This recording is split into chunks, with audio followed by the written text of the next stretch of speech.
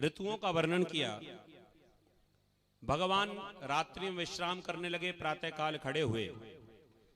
बड़ी दिव्य सुगंधी आ रही थी घर में। मैया बड़े सुंदर सुंदर पकवान बना रही थी।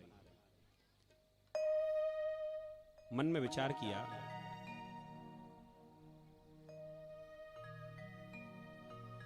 मेरे घर में इतनी दिव्य सुगंधी, जरूर मैया मेरे ताई कछु बना रही है।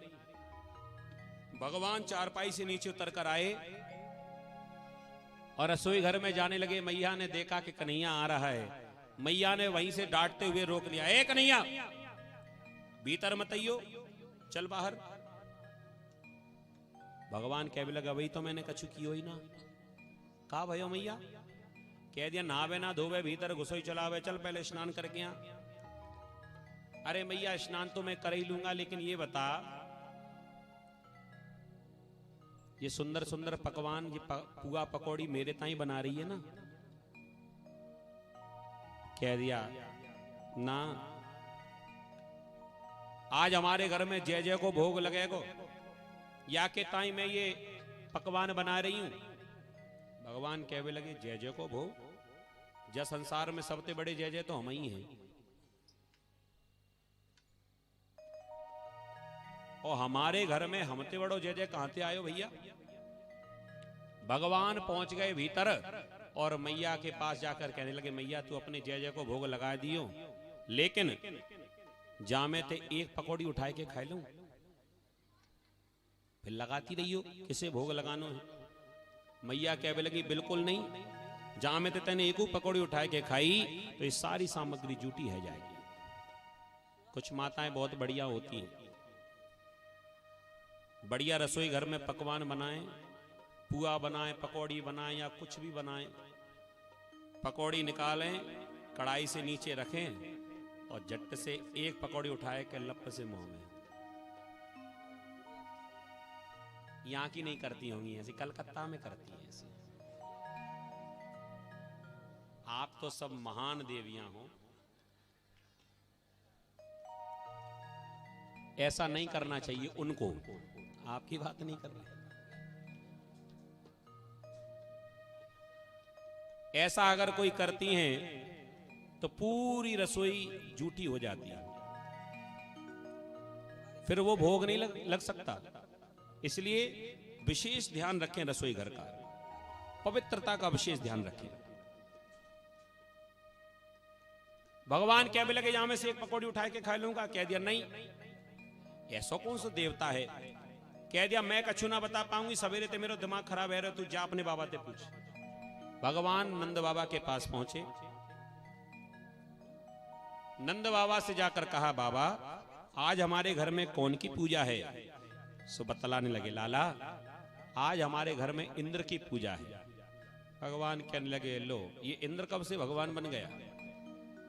कह दिया, लाला केवल हमारे घर में नहीं, पूरे 84 कोस पूरे ब्रजमंडल में इंद्र की पूजा होती है। भगवान ने कहा, क्यों होती है? उत्तर दिया, परजन्यो भगवान इंद्रो मेघास्तस्यात्ममूर्तयः ते विवर्षन्ति भूतानां प्रीरणो जीवनं पयः। इंद्र वर्षा करता है, इंद्र वर्षा करता है तभी तो फसल होती है, फसल होगी तभी तो किसान के पास धन होगा, धन होगा तभी तो सुख होगा। फसल नहीं होगी, हरी घास नहीं होगी तो फिर गैया खाएंगी क्या? जब हरी घास खाती हैं तो गैया दूध देती हैं, दूध देंगी तभी व्यापार होगा, व्यापार होगा तभी धन होगा, और धन होगा तभी सुख होगा। भगवान ने कह दिया, बाबा बिल्कुल झूठी बात। किसी जीव के जीवन में सुख हो या दुख हो, ये तो कर्मों के अनुसार ही मिलता है। कर्मणा जायते जंतु कर्मणैव विलीयते, सुखम दुखम भयम क्षेमम कर्मणैव विपद्यते। जो जैसा कर्म करेगा वैसा फल देगा भगवान, ये है गीता का ज्ञान।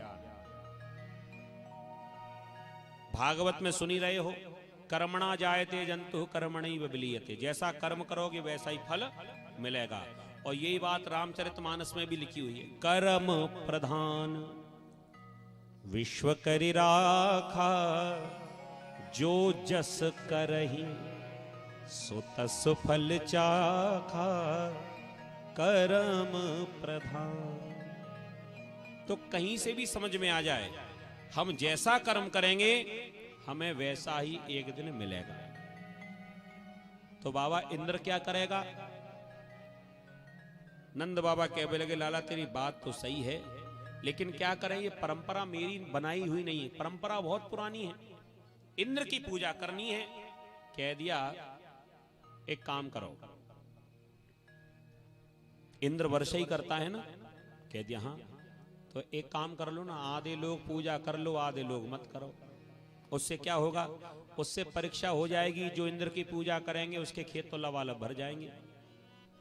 भाई पूजा करेंगे तभी वर्षा करेगा, तो उसी के खेत भरेंगे जो पूजा करेगा, और जो पूजा नहीं करेगा उसके खेत सूखे रह जाएंगे। अब नंद बाबा को समझ में आया, ये तो मैंने कभी सोचा ही नहीं, मैं तो मान जाऊंगा लेकिन ये ब्रजवासी नहीं मानेंगे। कह दिया बुला लो सबको, हम समझाते हैं। अब भगवान समझाए और ना समझे ऐसा हो ही नहीं सकता। सब ब्रजवासियों को बुला लिया गया। पहले तो दीपावली की खुशी में सब लोग व्यस्त थे। दिवाली के अगले दिन ही, गिरिराज जी की पूजा कब होती है? अगले दिन, दिवाली के अगले दिन। तो पहले उस दिन इंद्र की पूजा होती थी, वो परंपरा भगवान ने तोड़ी, तब से गिरिराज महाराज का पूजन शुरू हुआ।